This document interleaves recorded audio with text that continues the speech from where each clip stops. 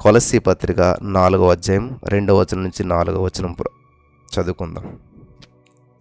ప్రార్థన యందు నిలకడగా ఉండి కృతజ్ఞత గలవారై దాని యందు మెలకుగా ఉండి, మరియు నేను బంధకములలో ఉంచబడుటకు కారణమైనటువంటి క్రీస్తు మర్మమును గురించి నేను బోధించవలసినటువంటి విధముగానే ఆ మర్మమును వెల్లడిపరిచినట్లు వాక్యము చెప్పుటకు అనుకూలమైన సమయము దేవుడు దయచేయవలనని మా కొరకు ప్రార్థించడి.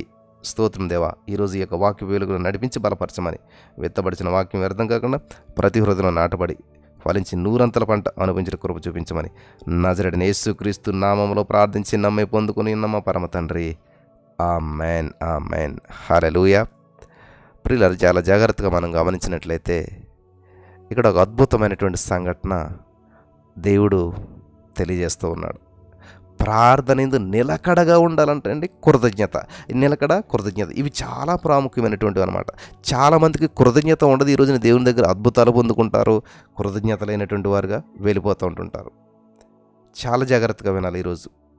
ఇక్కడ ప్రార్థన నిలకడ, ఎందుకంటే నీ మైండ్ ఎటు వెళ్ళినా కానీ, నువ్వేం చేస్తున్నా కానీ నీ యొక్క ఆలోచన అంతా కేంద్రీకృతంగా ఉండాలి దేవుని మీద. ఒక ఎగ్జాంపుల్ మీకు చెప్తాను, ఒక సంఘటన, దాని ద్వారా మీ జీవితంలో చాలా అద్భుతమైన నిర్ణయాలు తీసుకోవచ్చు.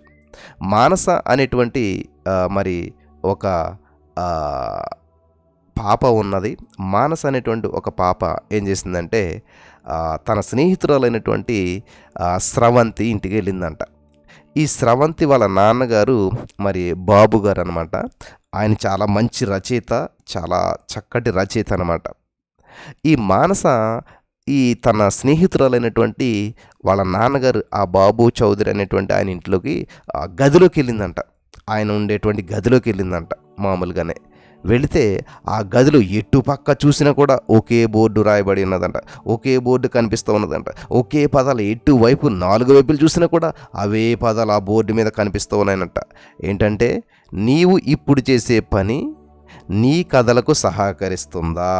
రైటర్ కదైనా ఆయన ఏమైనా రాసి పెట్టుకున్నాడంటే అన్ని వైపులా కూడా ఎటు చూసినా కూడా ఒక మాట కనపడేలాగా బోర్డులు రాసి పెట్టుకున్నాడంటే ఏంటి ఆ మాట అంటే, నీవు ఇప్పుడు చేసే పని నీ కథలకు సహకరిస్తుందా అని రాస్తున్నదంట. ఈ మానస మరి ఫ్రెండ్ వాళ్ళ తండ్రి కాబట్టి, అంకుల్ మీ గదిలో ఎటు చూసినా కూడా ఈ మాటలే కనబడుతున్నాయి, దీని అర్థం ఏంటి అంకుల్? అసలు ఎందుకు నిల రాసుకున్నారు అంకుల్?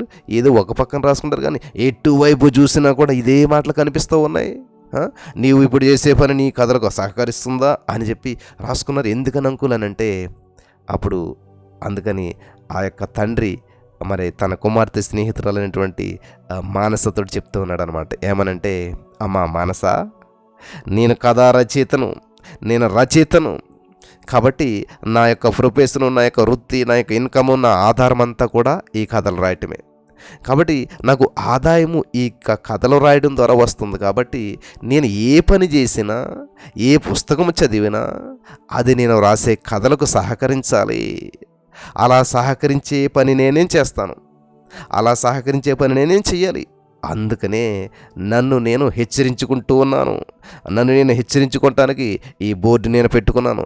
ఏ పని చేసినా కూడా అది నా కథలకు సహకరించాలి. ఏ పని చేసినా కూడా అది నా కథలకు సహకరించాలి. హల్లెలూయా. ఏమి ఆలోచన చేసినా, ఏది చేసినా ప్రతిదీ నా కథలకు సహకరించేటువంటిదిగా ఉండాలి. కాబట్టి ఒకవేళ నా ఆలోచన తప్పుతుందేమో, నా పని తప్పుతుందేమో, కాబట్టి నన్ను నేను హెచ్చరిక చేసుకోవటానికే ఈ 4 వైపులా నా బోర్డు నేను పెట్టుకున్నానని చెప్పాడంట. హల్లెలూయా. దీని ద్వారా మరి మీకు ఈ యొక్క ఉద్దేశం అనేటువంటిది చాలా స్పష్టంగా అర్థమై ఉంటుందని చెప్పి నేను అనుకుంటున్నాను. క్రైస్తవులమైనటువంటి మనం, యేసుక్రీస్తు ప్రభువును ధరించుకున్నటువంటి మనం అటువంటి జాగృతిని కలిగి జీవించాలి. మనమే పని చేసినా కానీ దేవునికి మహిమకరంగా ఉండాలి. మనం ఏ పని చేసినా సరే. హల్లెలూయా. మీరు ఏ పని చేసినా అంటాడు కదా పౌలు గారు, మీరు భోజనం చేసినా, పానం చేసినా, ఏం చేసినా, కూర్చున్నా, లేచినా కూడా దేవునికి మహిమ కలగాలి. మహిమకరంగా, ప్రీతికరంగా ఉన్నదా లేదా అని చెప్పి మనం పరిశీలన చేసుకోవాలి. హల్లెలూయా. పరిశీలన చేసుకుంటూ ఉండాలి. In the name of Jesus. Hallelujah. దేవునికి స్తోత్రం. ద్వితీయోపదేశకాండం 4వ అధ్యాయం 9వ వచనంలో, అయితే నీవు జాగ్రత్త పడము, నీవు కన్నులారా చూసిన వాటిని మరువకయుండునట్లును అవి నీ జీవిత కాలమంతయు నీ హృదయంలో ఉండి తొలగిపోకుండానట్లు నీ మనసును బహు జాగ్రత్తగా కాపాడుకొనుము. నీ మనసును బహు జాగ్రత్తగా కాపాడుకొనుము. హల్లెలూయా. కాబట్టి పరిశుద్ధాత్మ దేవుడు ఈ రోజున ఈ మాటలు వినిచిన ప్రతి వారికి ఈ యొక్క వాక్య వెలుగులో నడిపించి ప్రతి మాట ప్రతి పని కూడా చాలా జాగ్రత్తగా పరిశీలన చేసుకుని ఇది ప్రభుకు మహిమార్థంగా ఉన్నదా, ఈ మాట ఈ పాట ఈ యొక్క లేకపోతే ఈ యొక్క వాక్యం లేకపోతే ఈ యొక్క నేను చేస్తున్న పని ఇది ప్రభుకు మహిమ వచ్చేటువంటిదిగా ఉన్నదా, ఇది ప్రభు మహిమార్థంగా ఉన్నదా, ఇది ప్రభుకు ఘనత ఇచ్చేటువంటిదిగా ఉన్నదా లేదా అని ఒక్కసారి మనల్ని మనం పరిశీలన చేసుకుందాం. అటువంటి భాగ్యం ఈ వాక్యం వినిచిన ప్రతి వారికి పరిశుద్ధాత్మ దేవుడు అనుగ్రహించి నడిపించి బలపరచును గాక. ఆమేన్.